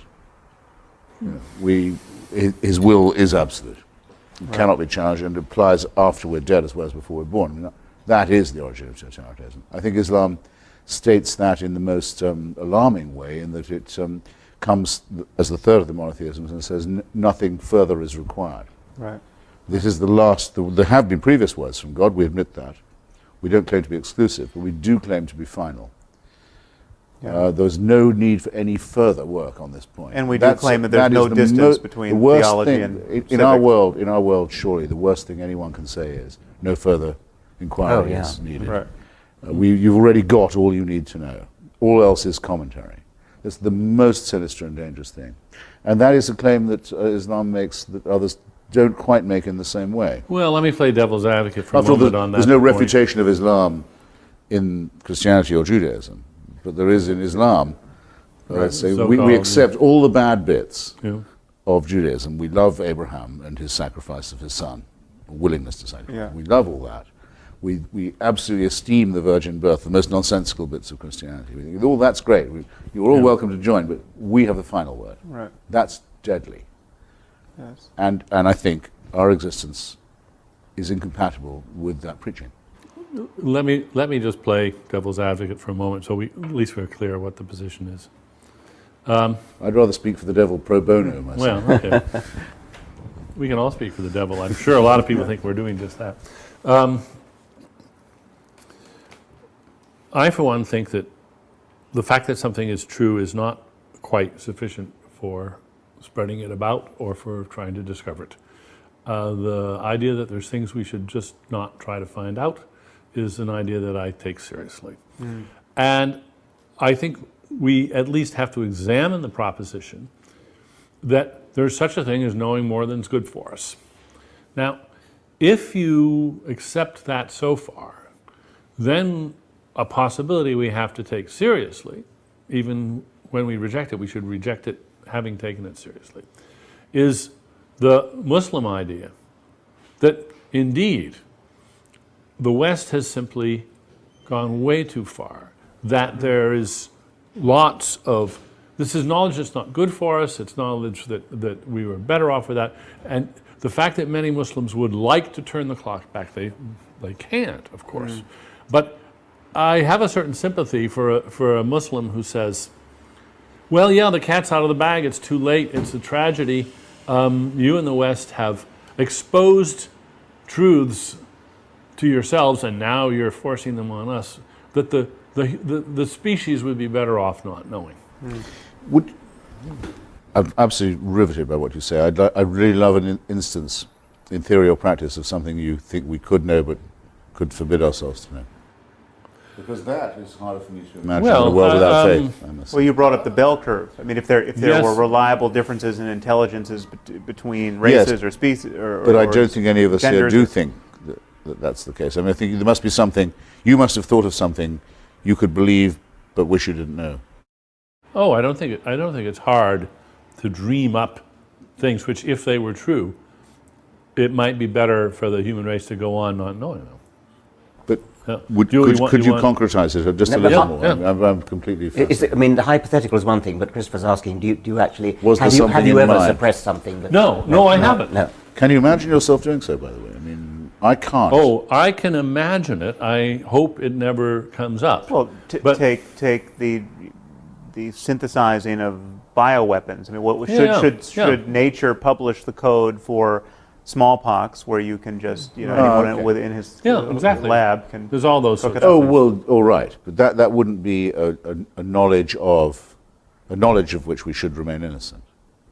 Well, That would be an I ability. think- That would be more like a capacity. I think with foresight, it's certainly you can conceive of a circumstance where someone can seek knowledge, the only conceivable application of which would be unethical, or the dissemination of which would put power in the wrong hands. Or, Yes. I mean, but actually, you brought up something which I think is crucial here, because it's not so much the spread of the seditious truths to Islam or the rest of the world that I think we're guilty of in the eyes of our opponents. It's the not honoring of facts that are not easily quantified and easily discussed in science. I mean, the classic retort to all of us is, prove to me that you love your wife. I mean, as though this is a knockdown argument against atheism. You can't prove it. Well, if you unpack that a little bit, you can prove it. You can demonstrate it. We know what we mean by love. But there is this domain of the sacred that is not easily captured by science, and scientific discourse has really ceded it to religious discourse historically. Well, and artistic discourse, which is yes. not religious necessarily. But I would argue it's not even well captured by art necessarily. There's something in the same way that love is not really well captured by art, and compassion is not. Well, I mean, you can represent it in art, but it's not reducible to. You don't go into the museum and find compassion in its purest form. And I think there's something about the way we, as atheists, merely dismiss the bogus claims of religious people that convinces religious people that there's something we're missing. And I think we have to be sensitive to this. Absolutely. That's why they bring up, what about when has secularism ever built anything like Durham Cathedral, or Chartres, or devotional painting, or the music of Bach? But I think we have answers yes. to that. I think we have answers to that. I mean, and you provide a very good answer to that. If there was secular patronage of the arts at that point, then one, we can't know that Michelangelo was actually a believer, because the consequences of professing your unbelief in that case was death. But two, if we had a secular organization to commission Michelangelo, we would have all that secular artwork. Though, I didn't actually say that the corollary held. Which? I think it's true we can't know with devotional painting and sculpture and architecture that the patronage didn't have a lot to do with it. But I can't hear myself saying, if only you had a secular painter, you'd have done just as good work. Oh, no. I think I'm fusing you and Richard there. I think I can't, I don't know why, and I'm quite happy to find that I don't know why. I can't quite hear myself saying that Michelangelo, if he'd been commissioned to do the ceiling of a museum of science, wouldn't have produced something just as wonderful. In some way, I'm reluctant to affirm that, yes. I find it very, very easy to believe that. That could be a difference between us. I mean, with devotional poetry, where I do think, I don't know very much about painting or architecture or music, but, and some devotional architecture, like, say, St. Peter's, it couldn't be done. I don't like any way. And knowing that it was built by a special sale of indulgences doesn't help either. With devotional poetry, like that of, say, John Donne or George Herbert, I find it very hard to imagine that it's faked or done for a patron. I mean, yes, I think that's fair enough. It would be very improbable people would write poetry but like could that it be done in the to spirit please of anyone? Well, I frankly think that's the only explanation. But in any case, what conclusion would you draw? I mean, if Donne's devotional poetry is wonderful, yes. So what? I mean, it doesn't show that it represents truth in any sense. Not in the least. Well, my favourite devotional poem is Philip Larkin's Churchgoing, one of the best poems ever written. It exactly expresses. I wish I had it here. Well, actually, I do have it here. If you like, I can read it. But I wouldn't trust anyone who believed any more or any less than Larkin does when he goes to a wayside Gothic church in the English countryside. Who felt, I don't say believed, I shouldn't say believed, who felt any more than he does. He's an atheist. Or who felt any less, that there's something serious about this. All right, but... And something written into the human personality and as well as the landscape. This brings us back to your I don't see question. that this is Of course, anything other than it goes a without special saying, it case says nothing of- about the truth of religion. I don't think this is see how this is anything other than a special case, other special cases of which would be, you just couldn't, I can't think of a perfect example of this, only by being lost at sea for 2 years in a boat and then surviving that's the only way you could conceivably have written this account. It could not be fiction. Or quit smoking. And it's Yes. glorious, wonderful art, and that can be true, and we just accept that's true. And Donne's poetry, only very extreme circumstances could make it possible, and we can be grateful, perhaps, that those extreme circumstances existed and made this possible. In his case. Yeah. But Right. now you wouldn't recommend being lost at sea to everyone. No. Yeah. No. Yeah. No, I wouldn't recommend Death Be Not Proud to anyone either. Yeah, There's yeah. a wonderful poem. It's a complete gibberish if you look only at the words. But you It's the asked, most extraordinary gibberish if you look only at the words, but there's an X factor involved, which I'm quite happy to both assume will persist and will need to be confronted. right. You raised this issue, though, of whether or not we would wish the churches emptied on Sundays. And I think you were uncertain whether you would, and I think I would agree. I would want a different church. I would want a different ritual motivated by different ideas. But I think there's a place for the sacred in our lives, but under some construal that doesn't presuppose any bullshit. But I think there's a usefulness to seeking profundity as a matter of our attention, Sure.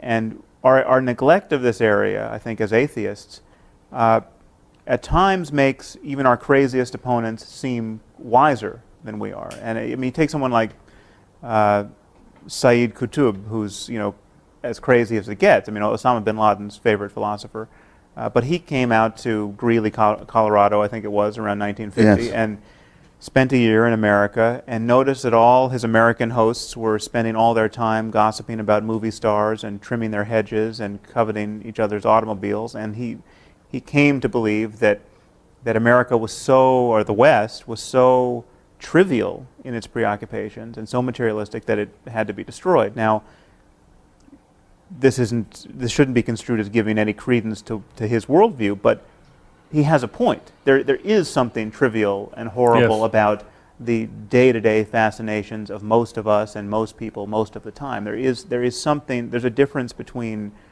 kind of really using your attention wisely in a meaningful way and our perpetual distraction. And traditionally, only religion has tried to enunciate and clarify that difference. And I think that's that's a lapse in our. I think you've made that point, and we've accepted it, Sam. Yeah. And I think that's. I mean, as going back to the thing about whether we like to see churches empty, I think I would like to see churches empty. What I wouldn't like to see, however, is ignorance of the Bible, No, very because you cannot understand literature without knowing the Bible. You can't understand art. You can't understand music. Yeah. There are all sorts of things you can't understand for historical reasons. But those historical reasons you can't wipe out. They're there. And so even if you don't actually go to church and pray, you've got to understand what it meant to people to pray and why they did it and what these verses in the Bible mean and what this... But is it only that? Just the retrospective kind of historical appreciation of our you could more than just ancestors' appreciate ignorance? it. You can lose yourself in it, just as you can lose yourself in a work of fiction Right. without actually believing that the characters are real. But you're sure you want to see the churches empty? You can't imagine a variety of churches, maybe by their lights an extremely denatured church, a church which has ritual and loyalty and common cause and purpose, yeah, okay. but and even And music. and music, and they sing Yes. the songs and Yes. they do the rituals. Yes. But where the irrationality has simply been laundered Oh, out. okay, yeah. So you go to those places for funerals and weddings and Yes, and you have and beautiful also poetry and perhaps music. for Group solidarity. group meetings. solidarity Yeah. to create some project Yeah. which is hard to get off the ground otherwise. I think there's one more tiny thing. I mean, I haven't been tempted to go to churches, and that's a very, very small boy. But I mean, if I one reason that makes it very easy to keep me out of it is the use of the New English Bible instead of Oh, the and King James how, one. yes. I mean, there's really no point. I can't say where anyone goes, and I can see how people stay away. No, They've thrown away All the poetry, yeah. pearl richer than all their tribe. absolutely. They don't even know what they've got. It's Yeah. terrible. If I was a lapsed Catholic and I brooded about how I wanted my funeral to be, which is not something I would. You want the Latin Mass. Yes. Absolutely. Well, but I mean, there's For another sure. issue there, which of course is that is when it becomes I want a proper intelligible, tridentine. when it becomes intelligible, the nonsense becomes more transparent, and so if it's in Latin, it can survive much better. It's rather like a camouflaged insect. It can get through the barriers because you can't see it. And whereas when it's translated into not just English but modern English, you can see it for what it is. But now, seriously, then,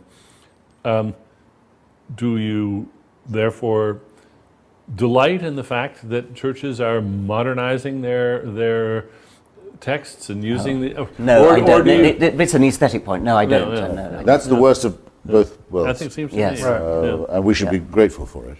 We didn't do this to them. Yeah, that's right. We didn't impose this on them. They Any did it more than themselves. we, So we weren't clever enough. any more than we, Yeah.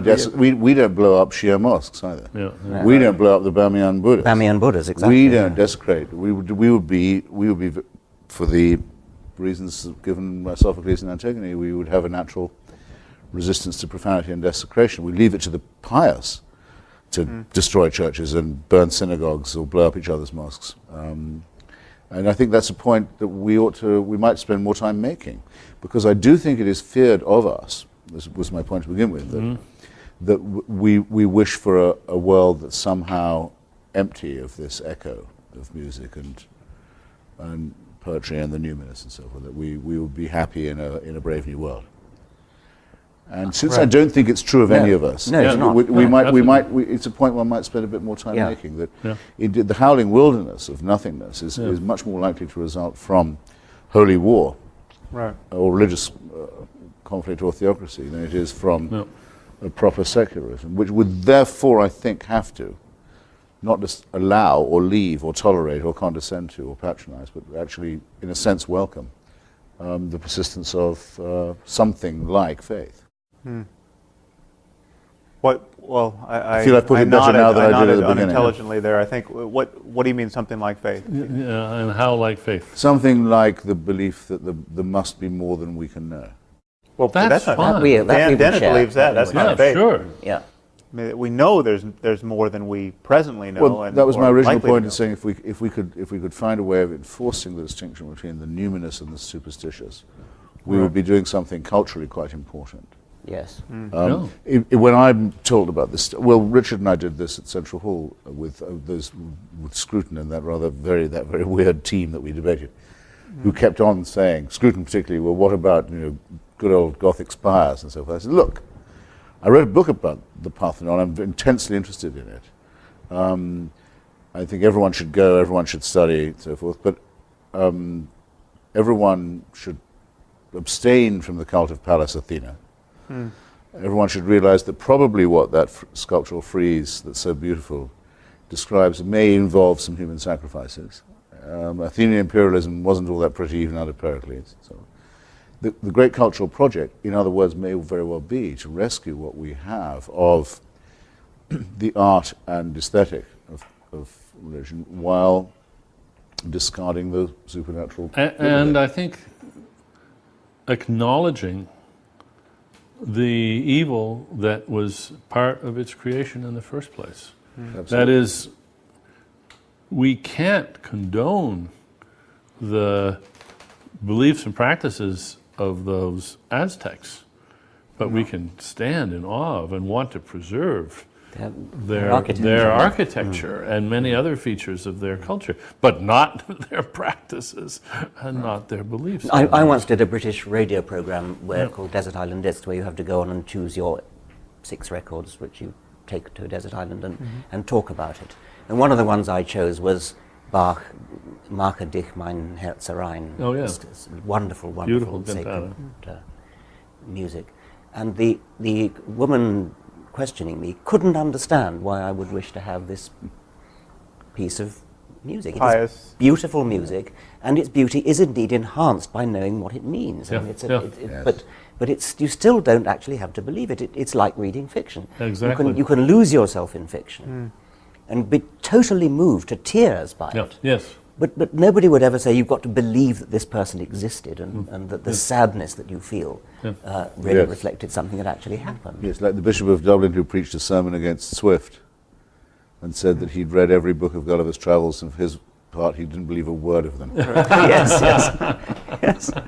So that's the locus classicus, I think, of all that. Well, clearly we're not cultural vandals, but maybe we should think of the way in which so many people suspect that that's what we are. Yes. If I would accept one criticism that these people make, or one suspicion that I suspect they harbor, or fear that they may have, I think that might be the one. Yes. Right.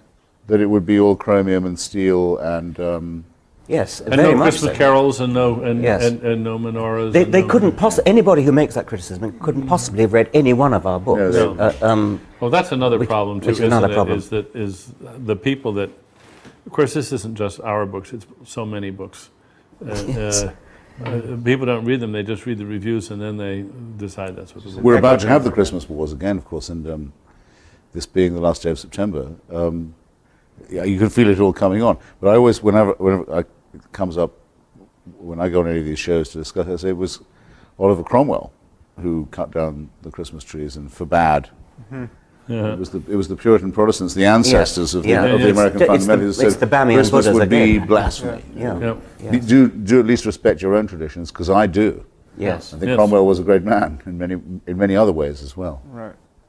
This is actually a pagan festival. Well, we were all outed with our Christmas trees last Yes, year. we had did I you have see not the that? slightest problem with Christmas No, trees. no. I don't know. No, we had our Christmas card with our Yeah. pictures of It's us. a good old Norse booze up, and why the hell not? Well, but it's not just that. I mean, we I have like a, solstices as much as the next person. we have an annual Christmas carol party where we sing the music and all the music with all the words and not the secular And Christmas why stuff. not? Yes. And it's just glorious stuff. Yeah. That part of the Christian story is fantastic. Yeah. It's just a beautiful tale, and you can love every inch of it. I without once, believing it. I once at lunch was next to the lady who was on our opponent at that debate in London, Rabbi Neuberger. Rabbi Neuberger, and she asked me whether I said grace in New College when I happened to Yes. be senior fellow, and I said, of course I say grace. It's a matter of simple courtesy, and she was furious. Oh, really? That I should somehow be so hypocritical as to say grace, and I could only say, well, look, it may mean something to you, but it means absolutely nothing to me. This is a Latin formula, which has some history, and I appreciate history. Freddie Eyre, the philosopher, also used to say grace, and what he said was, I won't utter falsehoods, but I have no objection to uttering meaningless statements. Yes. Good. Right, that's very good. Yeah. The Wickham professor. Yes. with Wickham logic, professor, yes. yes. Professor was an old friend. Did we answer your question on Islam? I don't know. I think it's, well, I'll ask a related question. Do you feel there's any burden we have as critics of religion to be even-handed in our criticism of religion, or is it fair to notice that there's a spectrum of religious ideas and commitments, and Islam is on one end of it, and the Amish and the Jains and others are on another, and there are real differences here that we have to take seriously? Well, of course we have to take them seriously, but we don't have to do the network balancing trick all the time. There are plenty of people taking care of pointing out the good stuff and the benign stuff, and we can acknowledge that and then concentrate on the problems. That's what critics do. And again, it's, if we were writing books about the pharmaceutical industry, would we have to spend equal time on all the good they do?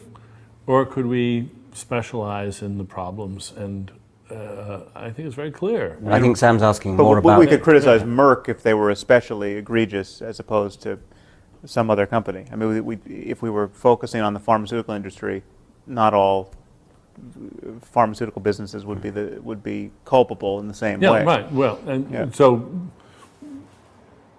then the question is what? Should we? Is there something wrong with? I Just- think you're talking at cross purposes. I think Sam's asking about whether we should be even-handed in criticising the different religions. You're talking about even-handedness about good versus bad. And, Whether all religions are equally bad. yes, seems to be the whether question. Islam is worse than Yeah. Christianity or It seems to me that we fail to enlist the friends we have on this subject when we balance this. I mean, it's a tactic. It's a media tactic, and in some sense, it's almost an ontological commitment of atheism to say that all faith claims are in some sense equivalent. You know, the media says the Muslims have their extremists, and we have our extremists. We have jihadists in the Middle East, and we have There's an imbalance there. people who kill Yeah. abortion doctors, Yeah. and it's just not a real equation. I mean, the mayhem that's going on under the aegis of Islam just cannot be compared to the fact that we have two people who a decade kill abortionists, and so I think my commitment. I mean, this is one of the problems I have with the concept of atheism. Is I just think it hobbles us in this discourse where we have to seem to kind of spread the light of criticism equally in all directions at all moments, and I think we could, on any specific question, have a majority of religious people agree with us. I mean, a majority of people in this country, in the United States, clearly agree that the doctrine of martyrdom in Islam is appalling and not benign and liable to get a lot of people killed and worthy of criticism. Likewise, the doctrine that souls live in petri dishes. Even Christians, even 70% of Americans don't want to believe that in light of the promise of stem cell research. So it seems to me once we focus on particulars, we have a real strength of numbers, and yet when we stand back from the ramparts of atheism and say it's all bogus, we lose 90% of our neighbors. Well, I'm sure that's right. On the other hand, my concern is actually not so much with the evils of religion as whether it's true. And I really do. I mean, I care passionately about that. The fact of the matter is there, as a matter of fact, a supernatural creator in this universe, and I really care about that. And so, although I also care about the evils of religion, I'm prepared to be even-handed because they all make this claim, which seems to me equally. Yes. I would never give up the claim that all religions are equally false. And for that reason, because they're false by preferring faith to reason, latently at least equally dangerous. But equally false, but surely not quite equally dangerous because of... No, latently I think so. Because latently maybe. Because of the surrender of the mind. Yeah. The surrender of the mind, the eagerness to discard the only thing that we've got that makes us higher primates, the faculty of reason. That's always deadly. And always, I'm not sure. I think it's potentially the Amish can't hurt me, but they can sure hurt the people who live in their community. They have a little totalitarian. But not quite in the same way. The Dalai Lama claims to be a god king of hereditary monarchy and inherited godliness. It's the most repulsive possible idea, and he runs a crummy little dictatorship in Dharamsala. Right. And it would be worse, and praises the Indian nuclear tests, it would be worse. It's only limited by his own limited scope. But if you added the same evil jihad to that, you would be more concerned. Well, look, every time I've ever debated with Islamists, they've all said, you've just offended 1 billion Muslims, as if they spoke for them. Right. As if there's a definite threat to this menace, a military tone to what they say. In other words, if they'd said, you've just offended me as a Muslim, it doesn't sound quite the same, does it? If they were the only one who believed in the Prophet Muhammad. No, it's 1 billion. And by the way, what's implied in that is watch out. Right. Yeah. I don't care. If it was only one person who believed that the Prophet Muhammad had been given dictation by the Archangel Gabriel, I'd still say what I was saying. Right, but you wouldn't lay awake And at it would night. be just as dangerous that they believed that, yes. It would, because it could spread. The belief could become more general. It has, in the case of Islam, it has spread and is spreading, and so its danger is not only potential but actual. I can see no contradiction. Yes, but We're over talking about different things. space and time, I think this tremendously evens out. I mean, I didn't expect, I'm sure neither did you, in the 60s that there would be such a threat from Jewish fundamentalism.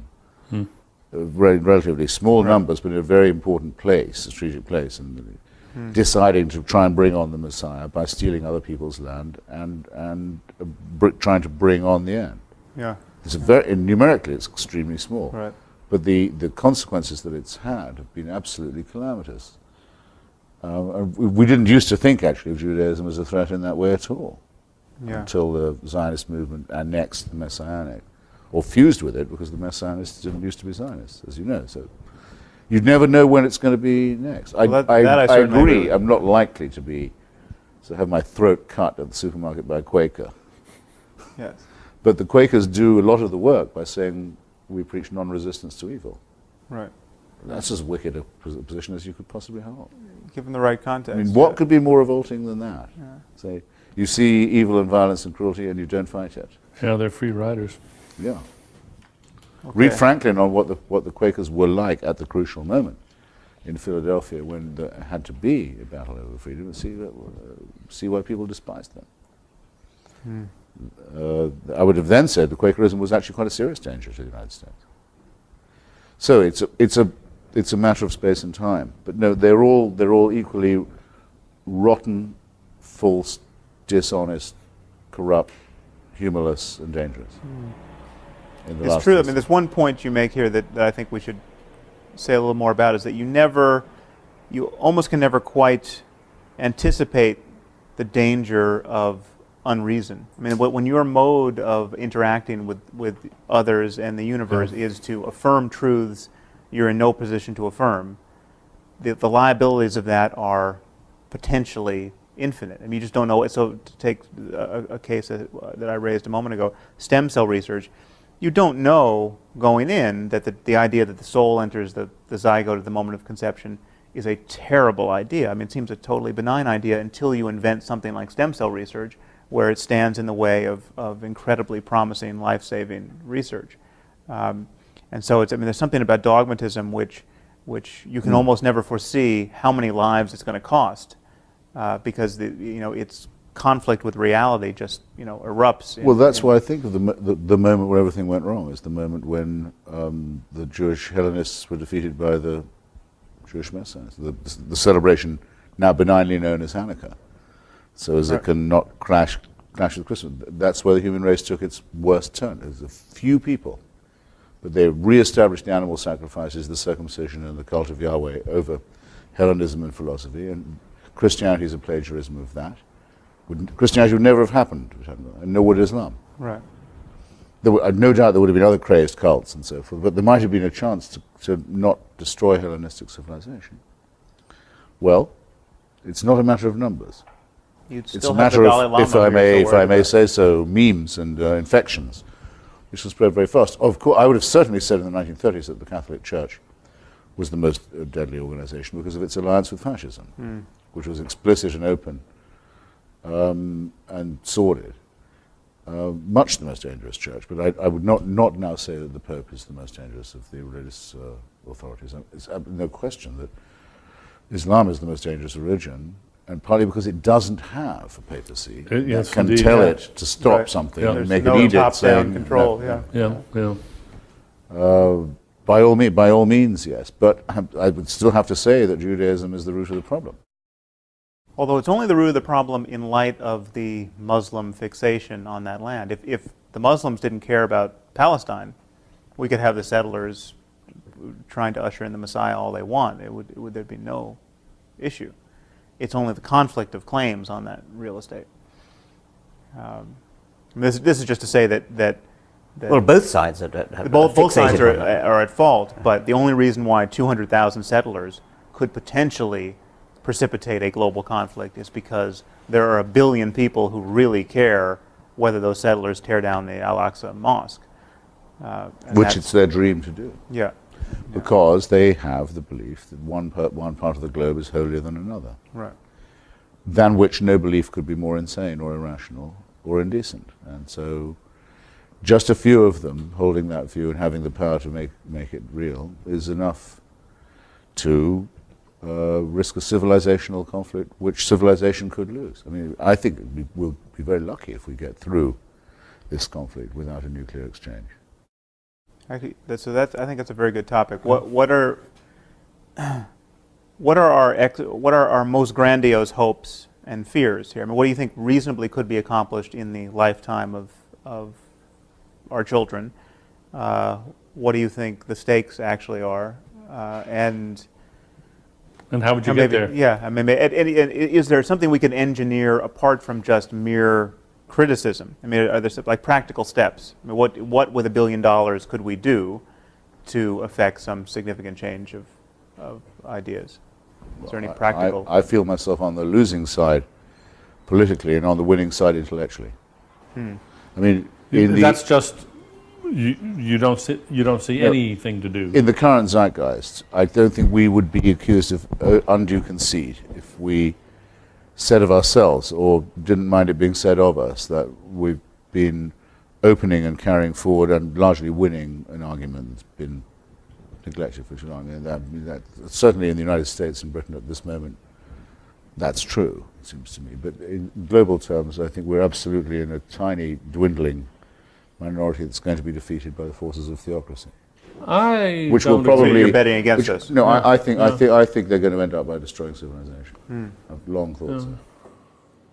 Well, of course, you may be right, but not without a struggle. because it can be a single catastrophe. Because that's my big disagreement with Professor Dawkins, is that I think it's us plus the 82nd Airborne and the 101st who are the real fighters for secularism at the moment. The ones who are really fighting the main enemy. So in what sense do you disagree on that? And I think probably among secularists that must be considered the most eccentric position you could possibly hold. That's a tooth fairy belief among most people. That I believe it to be an absolute fact. It is only because of the willingness of the United States to combat and confront theocracy that we have a chance of beating it. Our arguments are absolutely of no relevance in that respect. No, you may have many more takers, although not on the territory of Iraq. I mean, it may be that we need the 82nd Airborne to fight a different war in a different place for the same purpose, for the stated purpose. Voila, by all means, there are reservations to be expressed by me, which I'll happily give you. But in principle, I think it's a very important recognition. Unfortunately, we're running out of time. And possibly tape. I think we've had a wonderful discussion. Yeah, great. And thank you Got a lot to think about. very much. Yeah.